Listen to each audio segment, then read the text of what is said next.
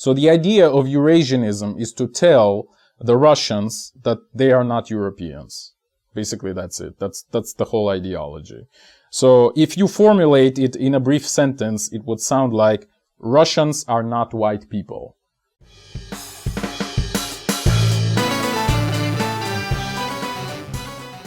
Greetings, this is Eugene the Philosopher, the greatest living philosopher after the unfortunate passing of Quentin Robert de Nameland, who has been the greatest living philosopher before me. Now, some of you may remember, if you're old enough, that in early 2000s, when Putin came to power, some people, especially in the Western world, were asking the question, who is Mr. Putin? Because everybody knew like this jolly drunkard Yeltsin who was before Putin, and then when Putin came to power, like, who is this guy? Like, he's complete no-name, right? We have no idea who he is. Well, now I want to ask a question, who is Mr. Dugin? Who is considered to be like almost a whisperer of Putin, almost like he's a dark gray cardinal, or if such an expression exists in English. Well, you get the idea. He's like the main ideologue of Kremlin, and Putin seems to be listening to what Dugin says and even doing, like, basically Dugin's bidding, if you wish, right? To some degree, I want to spoiler it a little bit. It is true, but actually the situation is kind of the reverse. It's more like Kremlin is paying Dugin to say what he says. And it's been doing so for many, many years already. But let's get into it from the start. So let's start by giving you some broad strokes of Dugin's biography, so you'll know like what kind of man he is, where he comes from, etc. And then we'll talk near the end of the video about the ideology he promotes and why it is actually effectively anti-Russian. Okay, so Dugin was born in 1962. So he's 61 years old as of now, in 2023. His father was apparently some super secret intelligence officer from KGB, right? Or maybe not KGB, like intelligence proper, according to Dugin himself, that is. So his father was apparently involved in some sort of like deciphering of secret Nazi archives on occultism or something like that. However, according to other sources, he just worked in customs service. So we don't really know. And in reality, it seems that, you know, the early years of Dugin himself are so heavily legendized that we will probably never know the truth anyway, so who cares, actually. So after the school, Dugin himself went to the Moscow Aviation Institute, which is one of the like largest institutes in Russia, especially in engineering, like one of the most prestigious ones, but he got kicked out after the first year because of poor grades. So then he simulated a mental disorder, Dugin, or maybe not simulated, we don't really know, to evade the mandatory military service. So in case you don't know, in Russia and many other post-Soviet countries, the mandatory military service is still in place, right? And it's like after, like, I mean, it was a tradition in Soviet Union, and it still is in many countries right now. So you can't evade this by getting a high education, for example, or getting a degree of being mentally ill, like officially mentally ill. So that's what many people choose. Okay, many men, I should add, because it's only for men. So yeah. Afterwards, after he got the leave, so to speak, from the mandatory military service, he was just kind of doing all kinds of stuff, really, like doing this and that just to keep his pants on, I guess, to earn a little bit of money. So he worked at a library at some point. He worked at some, I don't know, newspapers, I guess, like whatever, small jobs, right? So basically, the conclusion from this early point is that his education is beyond crap. At least formal education. So he only got a diploma, like an actual official diploma from some super backwater agricultural university. And even that happened later on in his life. So, however, all the evidence suggests that he actually put a lot of time and effort into self-education, which is worthy of respect, if you ask me. So, okay. And around that time, he became involved in many semi-underground groups. So that was like 1980s, right? So he became involved in many semi-underground groups of intellectuals who were, roughly speaking, goofing off, you might say. Doing things for the memes, as we would say today. So you have to imagine, it was late USSR, right? Literally the last decade of USSR. So everyone were extremely poor, everything was extremely slow, and everything was so boring, etc., etc. So anything with at least a bit of, you know, like perversion, you know, or some sort of edge, seemed very true and cool back then in this cultural background, at least. So, for example, in terms of like people he were goofing off with, he was friends with Sergei Kuryokin, a very talented bisexual composer and a jazz musician. So it's not like bisexual composer is like a position. It's just like he was bisexual and a composer. You know, again, to have some sort of an edge. He was also, Kuryokin, that is, an author of a very popular meme, again, in late USSR and like early Russia, that Lenin was a mushroom, literally, that's a statement, or Lenin was a radio wave. So he was an author of this sort of absurdist comedy musical film, where he was like acting as some sort of scientist who was proving that Lenin was a mushroom, actually. I may link it in the description. I mean, it's kind of like, yeah, it's something, actually, right? So, yeah. And there were many other people of this sort in Dugin's, like, you know, inner circle, so to speak. For example, there was one Eduard Limonov, who many Russians actually know pretty well. He is a writer, or was rather, he died 3 years ago. He was a writer / poet, basically a cosplayer of Trotsky, like he literally had the same attire, like the same goatee, etc. And he was also a founder of the National Bolsheviks Party, which is exactly what it sounds. It's like a hybrid of Nazism and Bolshevism, right? So there you go. That's the level of people that Dugin associated with. And another example would be Yevgeny Golovin, or Golovin, I don't know how it should be stressed. So a crazy occult guy, who was a self-proclaimed Reichsführer, of the Black Order of SS, that him and Dugin and some other people have started, alright, in 1980. So yeah, it was a funny time. Apparently, right?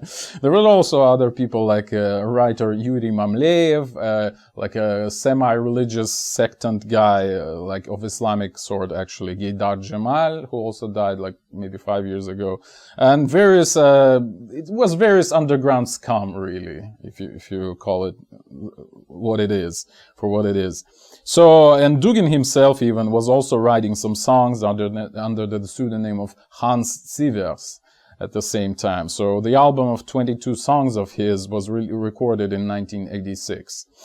So yeah, so Dugin kind of honestly tried to blend in, to become the part of this community of late Soviet freaks, where being, you know, like homosexual, like mentally ill, or having a drug addiction, or having some delusional ideas, was considered to be like, again, cool and edgy, and like, yeah, that's the real thing, you know. So yeah, compared to the background of the tastelessness, you know, of the late USSR at the very least. So, and around that time, Dugin married an LGBT activist, Evgenia Debryanskaya, who was also and still is 9 years older than Dugin himself, right? So that was quite peculiar. And they have a son together. He's a musician, as far as I know, but I've never heard of him, like, as a musician. Actually, I've never heard of him, period. But I know he's somewhere out there. So, yeah, so Dugin apparently wasn't actually a good fit for that community, even though, despite all of his attempts to blend in. So, and he was honestly kind of lame himself, right? So these guys were genuinely freaky and, like, followed that line, like, with all their essence, while Dugin was just trying to, like, you know, like, being a student of this thing and tried to just copy the masters, so to speak. So yeah, so eventually, after a good decade of doing this, of trying to be like these guys, he partly distanced himself from them. So he got some money from some government-affiliated people and founded a so-called Eurasian party. in Russia, not Eurabian, by the way. Watch my video about Eurasia. So Eurasian party.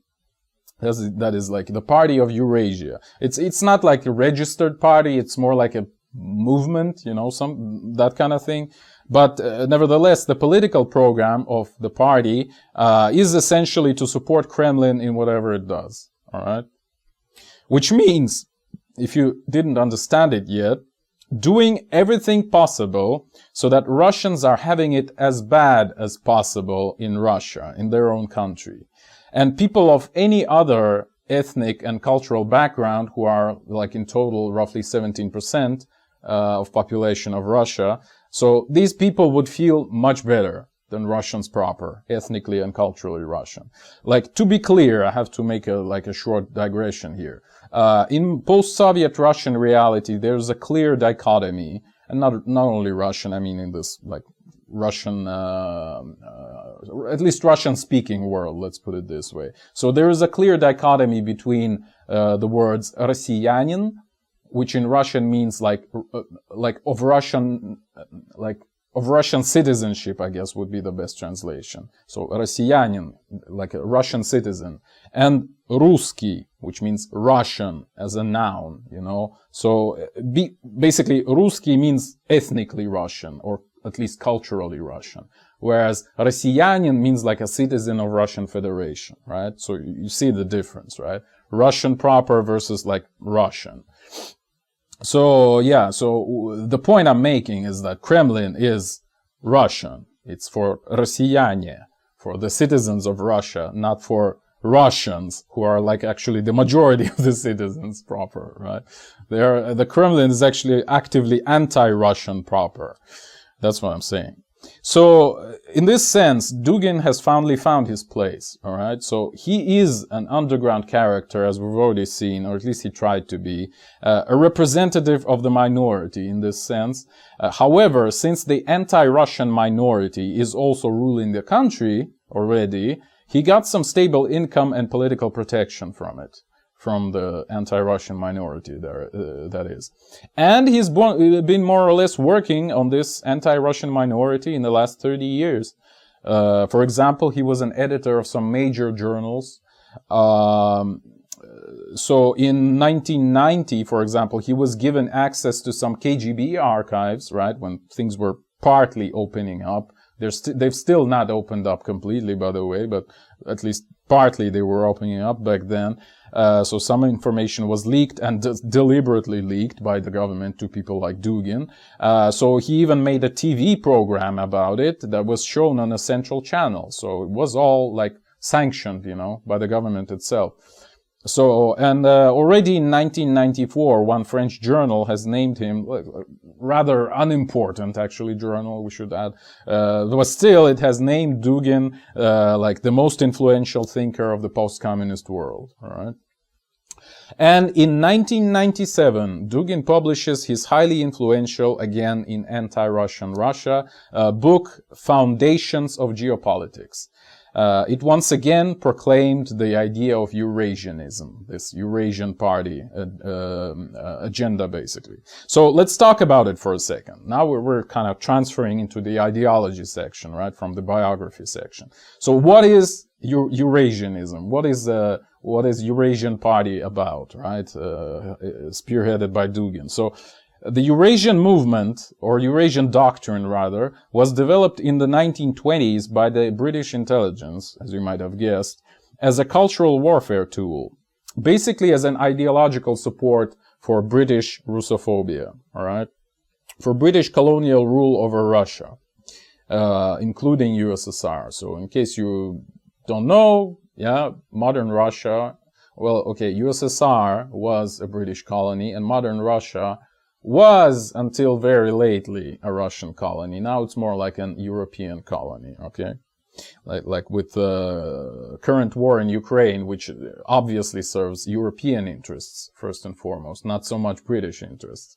So yeah, So yeah, the ideology is inherently a natural continuation of the British Russophobia that has risen in 19th century in the first place, the Russophobia that is, and was manifested by many British intellectuals and agents of British intelligence, Karl Marx as one good example. So the idea of Eurasianism is to tell the Russians that they are not Europeans. Basically, that's it. That's the whole ideology. So if you formulate it in a brief sentence, it would sound like Russians are not white people. That is the gist of Eurasianism, all right? So with everything else connected to and implying and like following from that, all the possible connotations that you may make, like including these ones that you thought about. So, according to Eurasianism, all the European cultural and societal practices are not fit for Russians, or rather Russians are not fit for these practices. Hence, it is fine that Russia is currently ruled by the anti-Russian minority, i.e. Kremlin, i.e. British colonial administration, or European colonial administration, if you wish. So, it's like saying, you know, like, you aren't people anyway, so you have to have your own special way of living, which is not the way that people are living, right? So in support of this agenda, Dugin even came up with his fourth political theory, as he calls it, as a continuation of that logic. So he talks about three political theories of the modernity, which are liberalism, like communism slash fascism, communism slash socialism, and the third is fascism, right? So liberalism, socialism, and fascism. These are the three like ideologies, three political theories of modernity, as Dugin likes to list them, okay?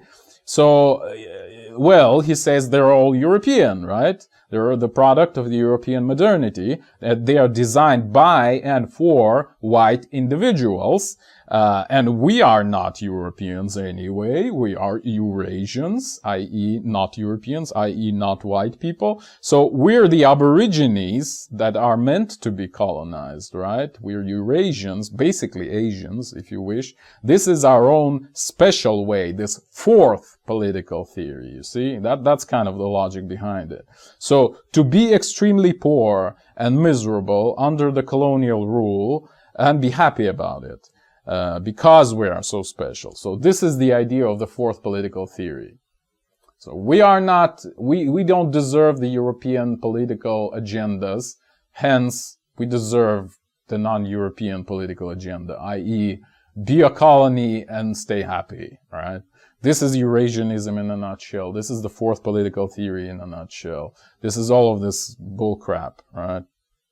And really it's a typical example of British humor. All of this geopolitics in the first place, right? Or the geopolitical concept of heartland. Maybe you've heard about this stupid term and all that jazz around it. Yeah, so where everything is essentially turned upside down deliberately, again, as a joke, sort of. As a joke that is somehow taken seriously by the people it's propagandized upon. So, for example, like, it's not the cities that are the most important thing, but the countryside, because, well, everyone lives in cities, and look at this, you know, fields of green grass. Like, surely this is more important than a 10 million people city, right? The grass is the main thing, right? Or like, by the way, watch my video, Cities versus Villages. It's kind of about a little bit of a different subject, but maybe you'll like it anyway. It's about like cultural differences between the countryside and the city. So, returning to the turning upside down. So, it's not the populated and powerful oceanic nations that govern the world. No. It's the uninhabited Siberian wastelands that are the main thing on this planet. Like, really, yes. The heartland, you know, the vast emptiness, you know, of Siberia is the main thing that drives the society all over the world. Like, this is geopolitics in a nutshell, right? It's as delusional as you might think, as you might imagine. So, yeah. But anyway, so yeah, it proclaims like, yeah, sure, like, Siberian wasteland is the main thing. So, dear Russian, be proud of it. While you lie in dirt, thanks to our puppets in Kremlin and its hired ideologues, such as Dugin himself.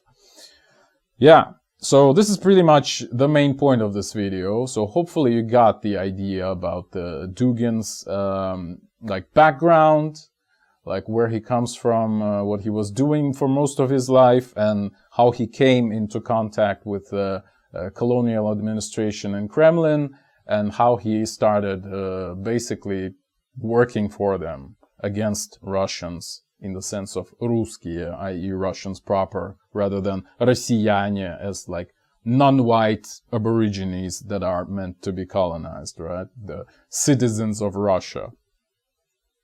So yeah. However, I can still add some things to it of a more personal sort, maybe like emotional / I don't know, more philosophical, like more intuitive, if you wish. So I may add some things here and there. So I've been actually into traditional circles myself, traditionalist, I should have said, circles in early 2010s. And Dugin was, and probably still is, if there are such circles even today, extremely popular there, all right? And I know a lot of people from this Eurasian movement personally, including their youth department. Of course, they were working with youth a lot. They still do.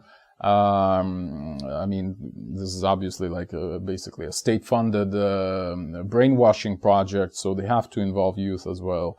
Maybe like first and foremost, actually. So, and I'm like one handshake away from Dugin himself, all right? And he even liked one of my posts once. Yay! So yeah. I think that on the personal level, Dugin's character is a jester, but a tragical one, or a tragic one. Kind of like, you know, Rigoletto from Verdi's opera, you know, like this opera. So Rigoletto was like a tragic jester, basically, right? And I think that's kind of the type of Dugin, like personally. So just like any other jester, he's smarter than any other characters in the play. And because of that, he realizes that he's only an actor in a theater. So nobody else realizes this, but he does. All right. And like his tragedy is exactly that, the realization, the impossibility of getting into the real world from this, you know, theatrical stage, right? Of breaking the fourth wall, or any of the other three, for that matter, or other three. So, and then the horrific realization of that, of the impossibility of getting out of the box, so to speak, or maybe like both literally and figuratively, right?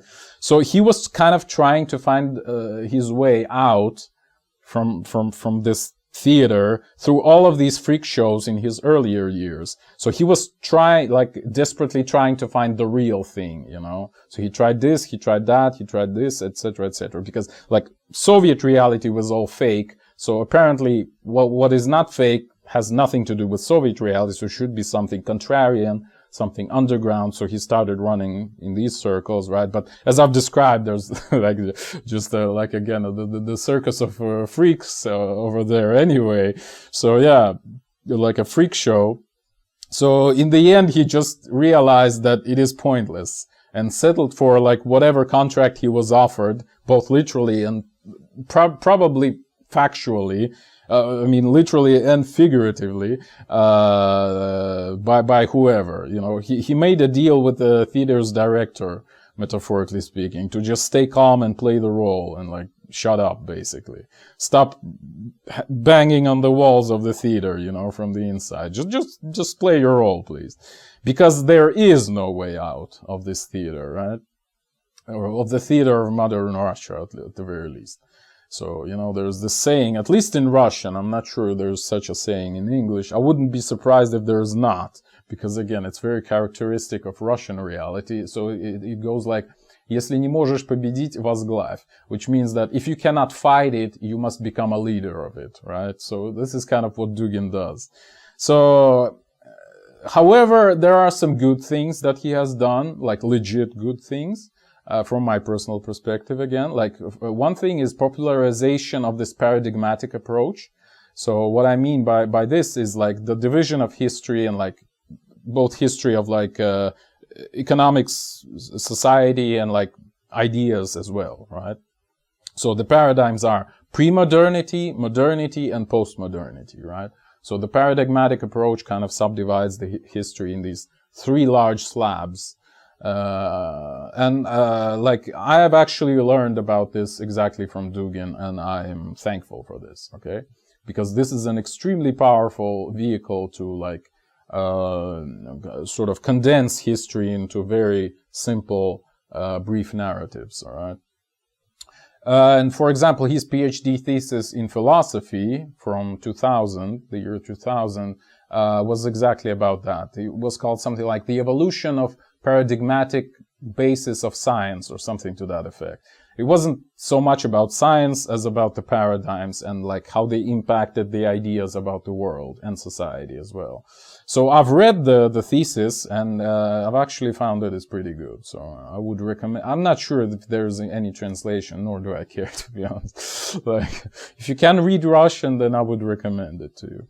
Even though, again, later I've found out some other people which are, I would claim, smarter than Dugin, even, like Bruno Latour, for example. So Bruno Latour, already in 1991, so 9 years before this thesis of Dugin, in his book called We Have Never Been Modern, explained that this division on, you know, pre-modernity and modernity, for example, is like false. Like, it's only illusory, if you wish.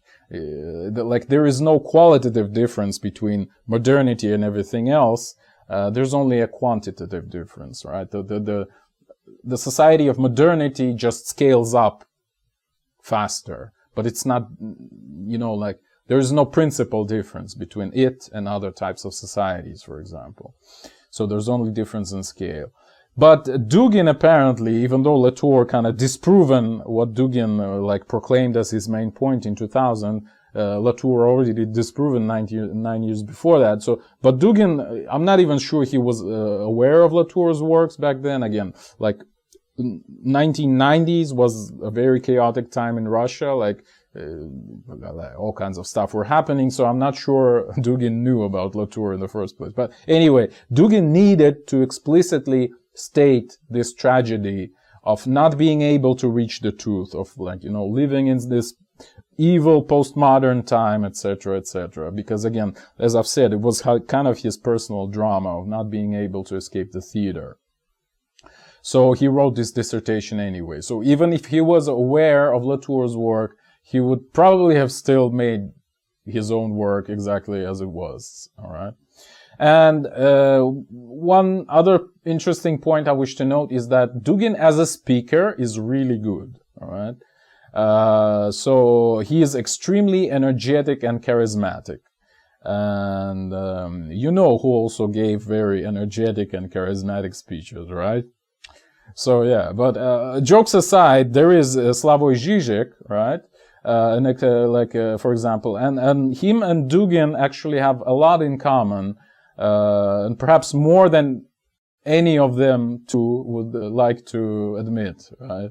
So these are three, like, most energetic and, like, borderline, like, psychotic levels of energy type of speakers that I can think of. The Dugin, Žižek, and one relatively unknown Austrian painter, if you know what I mean. So yeah. But overall, Dugin is really smart, and perhaps he's actually the smartest person in modern Russia, and he's also very capable. But, well, I've already gave you my biggest but. Yeah. So he's working for the wrong people, unfortunately. That's the biggest but. So yeah. And the last detail, in case you don't know, Dugin's daughter, she was like 29, I think, maybe 30. So she was very active in the media and was mirroring her father's propaganda. So she died in a terrorist bombing. I mean, her car was blown up by someone, still unknown. And Dugin was also supposed to be there, so perhaps the real target was him. But apparently the theater can't afford to lose such a valuable jester, not yet anyway. And I've mentioned Rigoletto as Dugin's prototype, like some 10 minutes before or something like that. Well, Rigoletto's daughter also died because of him goofing out. So there you go. At the very end of the play. As a PS, maybe my previous take is completely wrong. And the real tragedy of Dugin is not that he is a clown, that he realizes that he is a clown and has to cope with it, but maybe he's only pretending to be a clown in the first place. So in this case, I guess Dugin is a meta-clown. And he's ahead of the curve. He is beyond the clown world. He's already in the meta-clown world. Thank you for watching. The eons are closing.